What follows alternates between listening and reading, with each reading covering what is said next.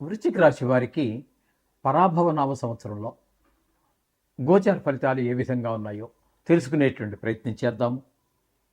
ముందుగా ఈ వృశ్చిక రాశిలోనికి ఏ ఏ నక్షత్రాల వారు ఏ ఏ పాదాల వారు వస్తారు అనేది ముందు తెలుసుకునే ప్రయత్నం చేద్దాం. ఇందులో విశాఖ నక్షత్రం నాలుగవ పాదం, అలాగే అనురాధ 1, 2, 3, 4 పాదాలు, జ్యేష్ఠ 1, 2, 3, 4 పాదాలు, ఈ 9 పాదాలు, ఈ 3 రాశులు కలిసి అనురాధ వృశ్చిక రాశిలోనికి పరిధిలోనికి వస్తాయి. వీరికి ఆదాయ వ్యయాలు ఎలా ఉన్నాయో తెలుసుకునే ప్రయత్నం చేద్దాం. ఆదాయం 11, వ్యయం 6, 5 అంటే డబల్ కన్నా ఎక్కువ ఆదాయం ఉంది. వీరు ఆదాయాన్ని జాగ్రత్త చేసుకుంటే లగ్జరీ ఇవ్వకుండా ప్రాపర్టీస్ కొనుక్కోవటానికి, అంటే ఇల్లు కానీ స్థలం కానీ లేదా బ్యాంకు అకౌంట్ నిల్వలు పెంచుకోవటం కానీ చేయటానికి భవిష్యత్తు బాగుండడానికి ఒక మంచి అవకాశం. ఓకే, ఇక రాజపూజ్యం గౌరవం 2, అవమానం 6, ఈ విధమైనటువంటి పరిస్థితి కనిపిస్తుంది. ఇక ఈ రాశి వారికి గురుడు 31వ తారీఖు 5వ నెల 2026 వరకు ఇక్కడ మిథున రాశిలో సంచారం చేస్తున్నారు. తదుపరి కర్కాటకంలో సంచారం చేస్తూ ఉన్నారు. భాగ్యస్థానం అవుతుంది. అక్కడ కర్కాటకంలో 31వ తారీఖు 10వ నెల 2026 వరకు అక్కడ సంచారం చేస్తూ ఉన్నారు భాగ్యస్థానంలో. తదుపరి దశమ స్థానం అయినటువంటి సింహంలో ఉండి అక్కడ వక్రగతిని సంచారం చేస్తూ ఉన్నారు. తదుపరి మళ్ళీ కర్కాటకంలోకి వెళ్ళిపోతారు. ఈ విధమైనటువంటి 3 రాశుల్లో గురువు యొక్క సంచారం జరుగుతూ ఉన్నది. ఇక్కడ మీకు కర్కాటకంలో అంటే మీకు భాగ్యస్థానం అవుతుంది వృశ్చికానికి. ఆ భాగ్యస్థాన సంచారం మాత్రం యోగాన్ని ఇస్తుంది, చక్కటి ఫలితాలన్నీ ఇస్తుంది. ఇక మనం చెప్పుకోవాలి అంటే ఇది శని భగవానుడిని తీసుకున్నట్టయితే శని భగవానుడు మీకు 5వ స్థానంలో సంచారం చేస్తూ ఉన్నారు. ఇది అనుకూలమైనటువంటి ఫలితములను ఇవ్వజాలరు. ఇక రాహుగ్రహ సంచారం తీసుకున్నట్టయితే 5వ తారీఖు డిసెంబర్ నెల 2026 వరకు అక్కడ మీకు చతుర్థ స్థానంలో సంచారం చేస్తూ ఉన్నారు. తదుపరి సంక్రమణం చెంది ఆయన మకరంలో ప్రవేశిస్తున్నారు. సంవత్సరాంతం వరకు ఉంటారు. అక్కడ అది 3వ స్థానం అవుతుంది. కాబట్టి గోచార రీత్యా 3య స్థానంలో రాహుగ్రహం సంచారం చాలా శుభప్రదమైనటువంటి ఫలితాలు ఇస్తుంది. అంటే పాక్షికంగా, అంటే డిసెంబర్ అంటే ఇంకా తర్వాత ఏముందంటే ఒక 3 నెలలు 4 నెలల పాటు మాత్రమే మనకి సంవత్సరం అంతా ఉంటుంది. కాబట్టి తక్కువ కాలమే యోగదాయకంగా ఉంటుంది. ఇక కేతుగ్రహ సంచారం కనుక మనం తీసుకున్నట్టయితే ఇక్కడ దశమ స్థానంలో కొంతకాలం ఉండి తదుపరి భాగ్యస్థానంలో సంచారం చేస్తోంది. 2 స్థానాలలోనూ కూడా కేతుగ్రహ సంచారము శుభ ఫలితములను ఇవ్వజాలదు. అంచేత ఈ విధమైనటువంటి గ్రహస్థితి కనబడుతోంది. మొత్తంగా కనుక మనం తీసుకున్నట్టయితే ఈ రాశి వారికి గురువు కొంతవరకు అనుకూలము, రాహు కొంతవరకు అనుకూలము, ఈ విధమైనటువంటి పరిస్థితి ఈ రాశి వారికి అన్ని విధాలుగా కూడా యోగదాయకంగా ఉండేటువంటి పరిస్థితి కనిపిస్తోంది. ఇంకా 2-3 రకాలుగా ధనాదాయం చేతికి వచ్చేటటువంటి అవకాశం కూడా ఉన్నదండి. వీరికి స్థిరాస్తిని అభివృద్ధి చేసుకోవచ్చు. అలాగే కొంతమంది నూతన వ్యక్తులు, అధికారులు, వారితోటి మనకు చాలా లాభాలన్నీ కూడా ఉంటూ ఉంటాయి. గౌరవ మర్యాదలకు ఏమీ లోటు ఉండదు. సంతానం అభివృద్ధిలోకి వస్తూ ఉంటుంది. కుటుంబ సౌఖ్యం ఉంటుంది. వాహన యోగం ఉంటుంది. గృహప్రాప్తి ఉంటుంది. లేదా కొత్తగా ఆల్రెడీ మనకు గృహప్రాప్తం ఉంటే కూడా, ఒక ఇల్లు ఉంటే కూడా మరొక ఇంటి కట్టడానికి, నిర్మాణం చేసుకోవడానికి ప్రయత్నాలు కూడా చేస్తూ ఉంటాము. ఈ విధమైనటువంటి కోర్టు వ్యవహారాలు ఏమైనా ఉన్నట్టయితే వాటిలో కూడా విజయం లభిస్తూ ఉంటుంది.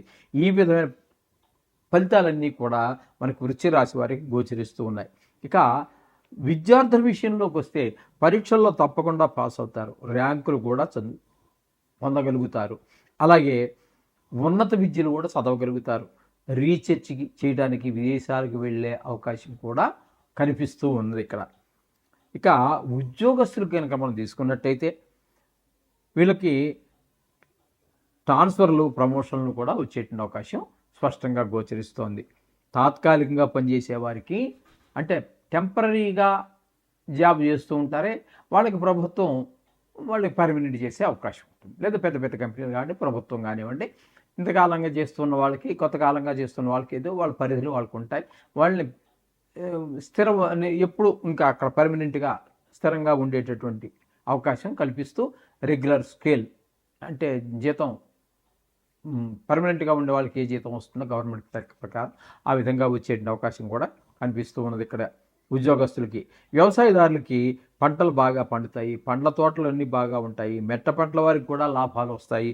మొత్తంగా చెప్పాలి అన్నట్టయితే ఎవ్వరు అది మెట్ట పంట కావచ్చు, పండ్ల వెట్ట కావచ్చు, ఏదైనా ఎక్కడైనా సరే అన్ని పంటలు వ్యవసాయదారులకు అనుకూలంగా ఉంటాయి. తద్వారా మంచి లాభాలు ఉంటాయి, రుణాలు ఉంటే తీర్చేస్తారు, ఇంకా ఉంటే దాన్ని ధనాన్ని వాళ్ళు డిపాజిట్ చేసుకోవడానికి అవకాశం కూడా ఏర్పడుతూ ఉంది. ఇక వ్యాపారస్తులు కూడా మంచి లాభాలన్నీ వస్తూ ఉంటాయి. అలాగే వీరు చేసే ప్రతి పనిలోనూ కూడా చాలా పెట్టుబడి పెట్టి కొంత స్టాక్ చేసి మళ్ళీ అమ్ముకున్నప్పటికీ కూడా వారికి అనుకూలమైనటువంటి ఫలితాలే సూచిస్తూ ఉన్నాయి. అలాగే కళాకారులు, క్రీడాకారులు వీళ్ళందరికీ కూడా చాలా గాయకులు అట్లాంటి వాళ్ళందరికీ చాలా ప్రోత్సాహకరంగా ఉంటుంది. సినీ నిర్మాతలకు విశేషమైనటువంటి ధనలాభం వచ్చేటువంటి అవకాశం కూడా కనిపిస్తుంది. కాంట్రాక్టర్లకైతే పనులన్నీ కూడా చురుగ్గా చేయడం ద్వారా మంచి పేరు ప్రఖ్యాతులు వస్తాయి, ధనం మిగులుతుంది, బాగా మిగులు చాలా ఎక్కువ కనిపిస్తూ ఉంటుంది ఎప్పటికంటే కూడా.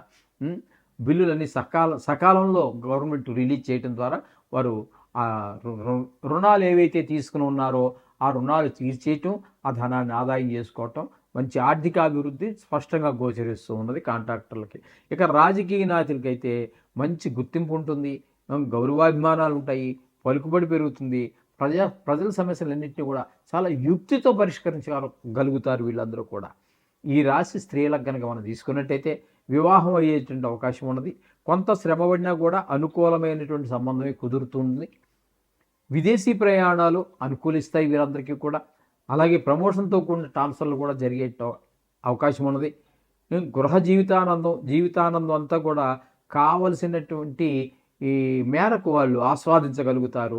అన్ని రంగాల్లోనూ కూడా స్త్రీలకు కూడా కలిసి వస్తుందండి. ఈ విధంగా ఉంటుంది ఈ సంవత్సరం అంతా కూడా. అయితే ఈ రాశివారు ఏమైనా పరిష్కారాలు చేసుకుంటే ఇంకొంచెం మరింత ముందుకు వెళ్ళే అవకాశం ఉంటుంది అని చూసినట్టయితే ఈ రాశివారు రాహుకి జపం చేసుకోవాలి.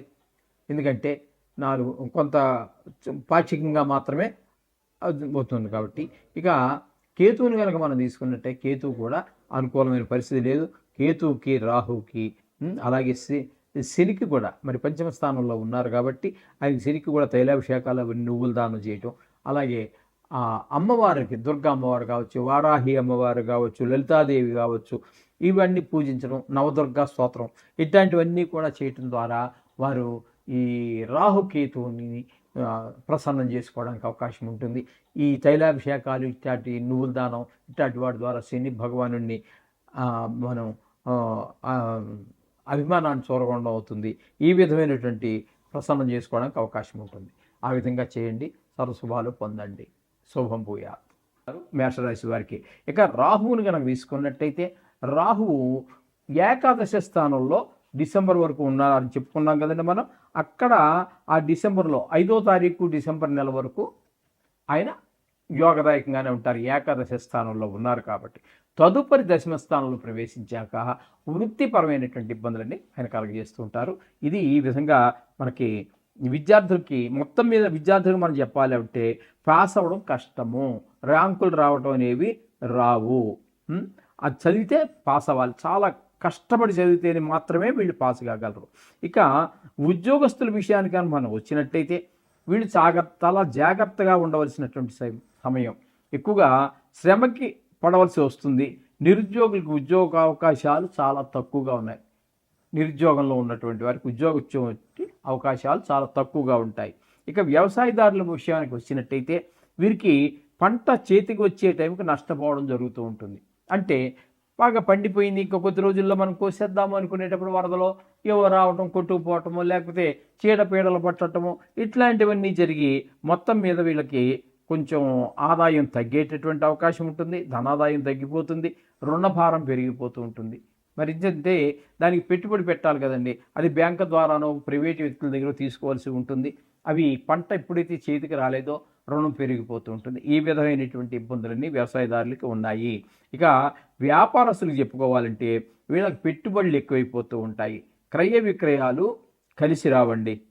ఇనుము, యంత్ర సంబంధమైనటువంటి విషయాల్లో గృహోపకరణాలు, రియల్ ఎస్టేట్లు, వ్యాపారులు వీరందరికీ కూడా ఆశించినటువంటి ఫలితం అయితే రాదు. ఈ విధమైనటువంటి ఫలితాలన్నీ కూడా ఇక్కడ మనకి వ్యాపారస్తుల గురించి మనం చెప్పుకోవాల్సి ఉన్నది. ఇకపోతే క్రీడాకారులు అంటే క్రికెట్ కావచ్చు, రకరకాల క్రీడలు ఉన్నాయి కదండి. క్రికెట్ అనేది మధ్యలో వచ్చినటువంటిది. మనకి అనేక రకాల క్రీడలు ఉండే మొదటి నుంచి. మనకి కబడ్డీ అని, చదరంగం అని, అట్లా మనకి ఖో అని, బ్యాడ్మింటను, షటిల్లు, ఫుట్బాలు, వాలీబాలు, అనేక రకాల క్రీడలు ఉన్నాయి.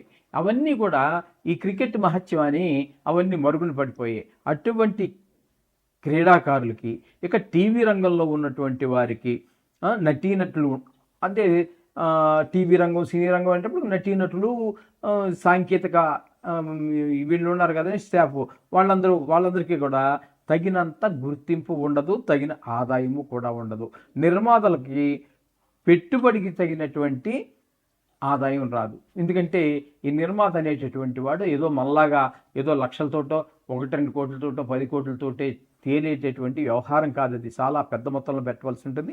వాళ్ళకి సరి అయినటువంటి ఆదాయం రాదు. కాంట్రాక్టుదారులు కనుక తీసుకున్నట్టయితే ఈ కాలంలో పూర్తి చేయడం జరగదు. ఎప్పుడైతే పూర్తి అవ్వలేదో వాళ్ళ బిల్లులు పెండింగ్లో పడిపోతూ ఉంటాయి. ఈ విధంగా కాంట్రాక్టుదారులకు కూడా కలిసి వచ్చేటటువంటి కాలం కాదు. ఇక రాజకీయ నాయకులకు మనశ్శాంతి ఉండదు. ఇచ్చిన వాగ్దానాలు నిలబెట్టుకోలేరు. దానితో ఏమవుతుంది, ప్రజల్లో కొంత వ్యతిరేక భావం వస్తూ ఉంటుంది. ఈ విధంగా వాళ్ళ పడుగుబడి కూడా తగ్గిపోతూ ఉంటుంది. ఈ విధమైనటువంటి పరిస్థితి అంతా కూడా మనకి ఈ మేషరాశి వారికి గోచరిస్తూ ఉన్నది. అయితే వీరు శనికి, గురువుకి, కేతువుకి, ఇక 4 గ్రహాలకి కూడానండి, గురువు, శని, రాహు, కేతువులకి. రాహు కొంతవరకు ఉపయోగపడుతున్నారు, కానీ కొంతలో కొంత మిగిలిన 3 గ్రహాలు ఏ విధంగానూ కర్కాటకంలో సంచారం చేసే కాలంలో గురువు. 2 గ్రహాలు పూర్తిగా లేవు, 2 గ్రహాలు పాక్షికంగా యోగిస్తున్నాయి. కాబట్టి వీరు 4 గ్రహాలకి కూడా జపశాంతులు చేసుకోవటం కానీ, లేదా దానికి సంబంధించినటువంటి దానాలు ఇచ్చుకోవటం, శనికైతే శని త్రయోదశి రోజున దానాలు, నువ్వులు తైలాభిషేకం చేసుకోవటం, ఇట్లాంటి ప్రక్రియలో వారి యొక్క ఆర్థిక పరిస్థితిని బట్టి వారు చేసుకున్నట్టయితే ఉత్తమమైనటువంటి ఫలితాలని పొందగలరు. శుభం.